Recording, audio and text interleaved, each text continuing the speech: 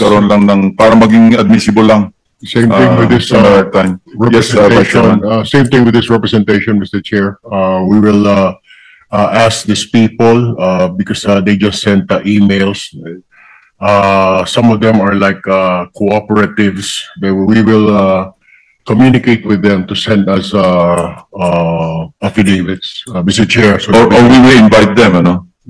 Para I dito sila don't think mag-testify. they will be interested in coming over, Mr. Chair, because sabi nga po ni Senator JB, kinakatakutan po yung BIR. Mas takot pa po ang mga negosyante sa BIR kaysa sa mga NBI, police. Makakita lang po ng BIR, nagsasara na po agad ng tindahan, yun ng bahay. How much more pupunta dito face to face, tuturo ito mga ito. So, I don't think, Mr. Chair, they'll probably submit an affidavit, Mr. Chair. Yeah, for the information of the body, I personally invited Attorney Jimenez to join us this morning. Wala tayong invitation sa kanya eh. So in-invite ko siya kasi she stayed in the bureau, I think for the longest time, ano, 6 years under the term of the late President Aquino. And I thought na she could help us shed light or even enlighten us. No? Bigyan tayo ng parang walkthrough do sa process on how laws are issued hanggang sa termination. Paano nagko-conclude. Tapos ano yung pakinabang ng gobyerno out of the laws issued and other issuances like MOs, di ba? Merong mission order and other activities like the formation of task forces. So gusto nating ma-account ano ba yung accomplishment. We don't really care that much kung ilang task force yung generate nyo, pero dapat merong output, hindi ba? Natural lamang. So, with that, with your permission, with your indulgence, Mr. Senate President, Senator Tulfo, may, well, teka muna. Meron ba kayong opening statement, Secretary Go? Opening remarks? Your Honor, I may make one? Yes, Mr. Chair. yes, please. You're recognized, and after you, maybe the incumbent and the two former commissioners. The other will just respond to questions. Thank you. Please proceed, Secretary Go. Thank you. The Honorable Senate President, the Honorable Chairman, Senator Lacson, the Honorable members of this committee, the Secretariat, my colleagues in public service, fellow Filipinos, good morning. Thank you for inviting us today, the Department of Finance and the Bureau of Internal Revenue. The DOF extends its full support and cooperation in addressing the long-standing concerns of our taxpayers regarding red tape, audits, and alleged weaponization of letters of authority and mission orders. These concerns go to the heart of our mandate to uphold integrity in tax administration and protect the rights of the Filipino taxpayer. Allow me to state at the outset that we welcome this investigation. President Ferdinand R. Marcos Jr. has made it unequivocally clear we will not tolerate corruption in government. The state's power to tax must always be exercised with fairness, transparency, and accountability. As such, we are committed to instituting reforms, correcting gaps, and ensuring that our systems are accountable and truly responsive. Consistent with the President's marching order, my first major directive as Secretary of Finance was the temporary suspension of all field audits and related operations effective immediately. This was formalized under RMC number 107/2025. BIR Commissioner Charlie Mendoza and I are fully aligned with the President's goal of cleaning up the system, restoring integrity and public confidence, and implementing reforms. I would like to reiterate, Your Honors, we will not condone any form of harassment, let alone corruption. With the support of our revenue authorities and stakeholders, we are determined to put a definite end to these alleged abuses. The Bureau of Internal Revenue is currently working on several key reforms. I will leave that to the Commissioner to expound on those plans and reforms that we are planning. The DOF remains fully committed to working with the Senate and all our stakeholders to pursue reforms that strengthen governance and deliver a fair, transparent, and predictable tax system. Reforms that will empower the Filipino taxpayer to contribute actively and confidently to the nation's growth.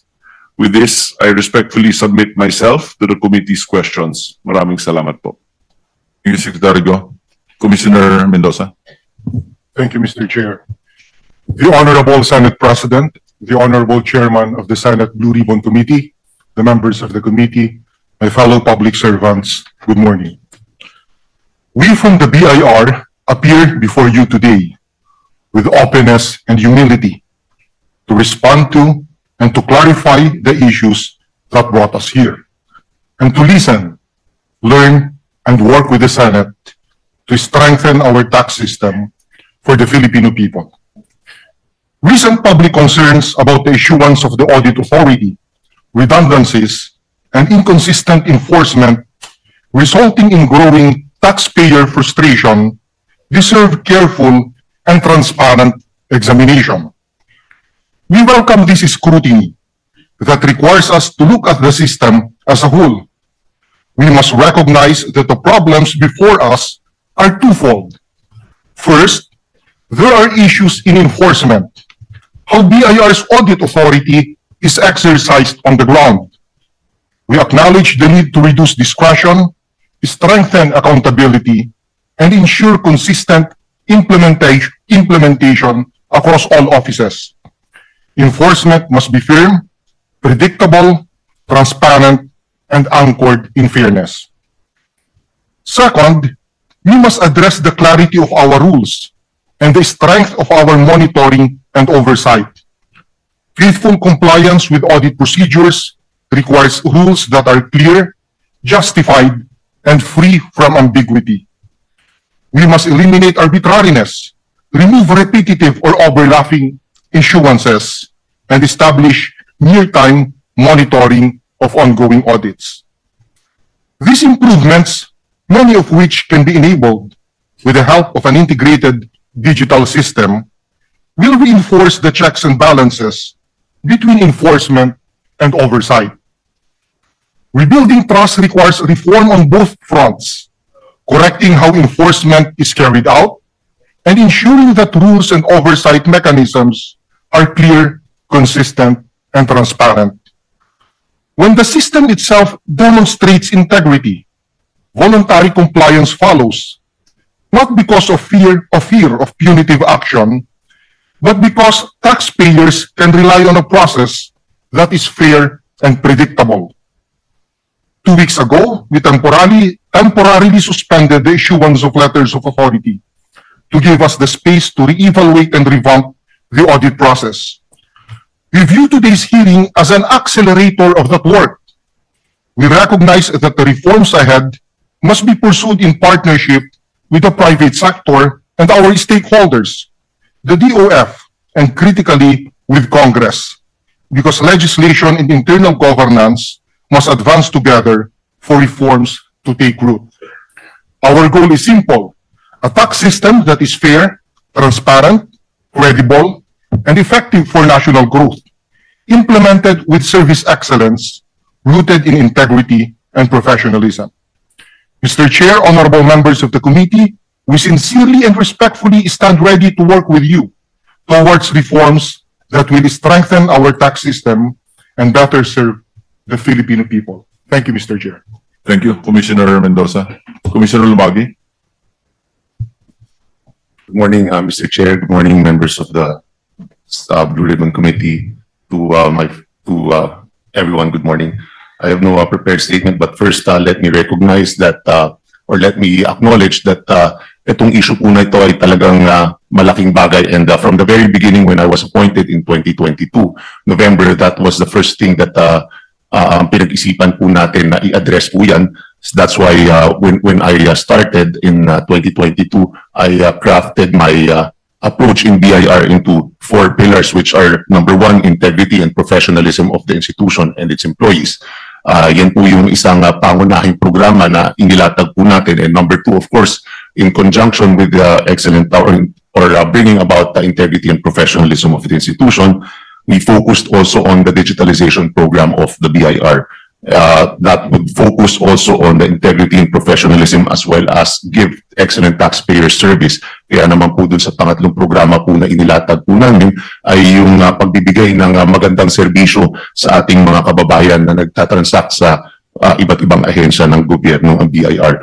At pang-apat po, of course, to level the playing field dahil ito pong fearless and aggressive enforcement activities which are meant not just to collect taxes from the big-time tax evaders.